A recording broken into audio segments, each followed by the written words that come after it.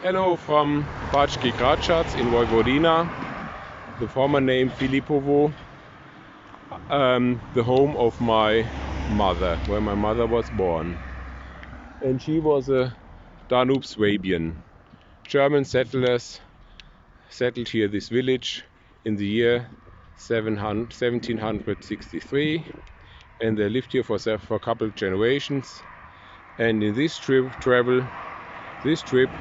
I discovered the ground of my grandparents, and it's exactly here. There is no house on it. The house was started to build was after the war, so every house what you can see, it's not original, and so just the ground is there. And this is a neighbor, he has the key of this house. And the story was so that my grandparents, 44, they were both 32 years old. My grandfather, in the year 42, he had to join to the army. He went to the SS, and I don't know really the circumstances, but the SS in this time, she was involved in the war against the partisans, and they were guilty of a lot of war crimes. And because of that, the partisans, after they occupied the village, they were guilty of a lot of crimes against the people here. They collected my great-grandfather with 211 other men and killed them all together in November 44, 10 kilometers away from here. And my grandparents, my grandmother with her children, 7 and 2, she had 2 boys, my uncles, 7 and 2 years old, and as a 7 and 5 years old and 2 years was my mother. She was collected with other women and children to the place, to the station, what I will film now at the next place.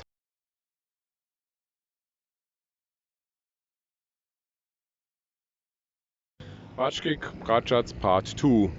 We are now here in the place where the tower is of the Orthodox Church, and the building before there is now the ambulance. In this place was the former Catholic Church. I can show you the picture in the next post as the next picture, and so you have an imagination. All the men were collected in November 42 or 44, and a part of them, they were captured in the church, and the rest of them were outside. Exactly 212 men, together with there were a few uncles of me and few grand uncles. Also, yeah.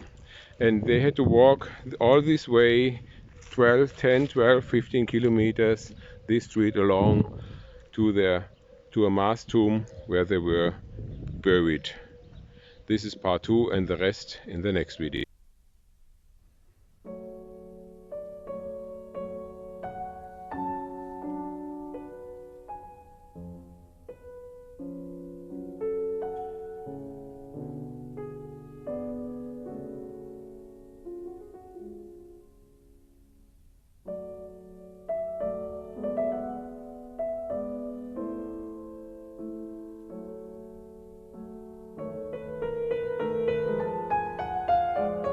Philippova Part 3. This is the building of the station, and the trains were going until 74. Now it's a private house. And where the 3 windows are, my grandmother and her children, my mother 2 years old, had to sleep there. Until they were brought to Gakovo. I will make another video there, latest after tomorrow when I go back home. And what I want to share you is following. My grandfather, he realized 44 in summer that we must go from here, we have to disappear. But everything was prepared, my grandmother prepared everything, her stuff in a wagon to go from here. And then 2 uncles of me convinced my grandmother, hey, calm down, we could live in peace with the Serbs almost 200 years, and we will continue to be able to live with the Serbs in peace.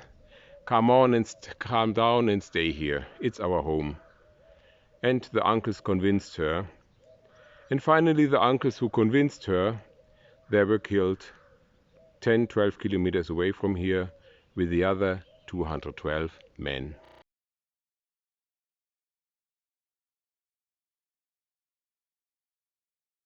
Hello from Gakovo, the last station in Serbia for me now. I want to continue to tell the story about family Catherine Herold, my grandmother, and her 3 children.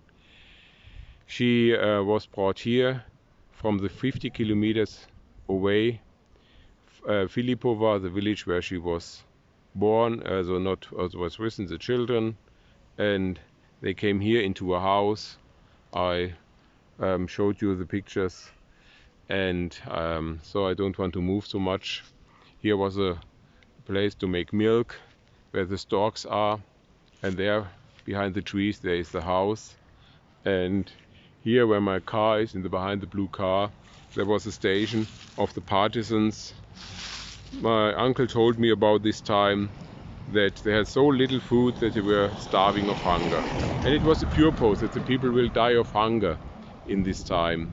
And my grandmother gave all her food to the children, that the children will survive, and she could not walk anymore. And the partisans, the police, they made a joke to throw some breadcrumbs to the kids, and the kids were fighting for them, and it was a kind of chilling. I don't know what to say in English, I forgot the word. I don't have any words for that, but I think it's important when I think about this time that they stayed for a few months, and then they were delivered by the uncle of the brother of my grandmother, and she returned to Philippova, and there the next video will continue to tell the story. But to speak about Gakovo, here are now people settled in the 50s after the village was emptied, and they didn't know anything about the story of the concentration camps. And for them and for me it was a win-win situation. They invited me in their house where my grandmother was almost to die, and they gave me a big meal. It was so amazing. When my grandmother was almost to die, to be in that house. So they remembered Psalm 23 verse 6 that God is preparing me a table in the face of my enemies. But these people are not my enemies, they are my friends. New friends in a village where I begin to feel home, Gakovo. And yes, it's good for reconciliation to speak about everything what happened in the past, and to learn and to seek after reconciliation. And I think before God, through the blood, through the forgiveness of the sin, through the cross of what Jesus did on the cross, we can have forgiveness of sin. And I think this is the foundation of a new relationship.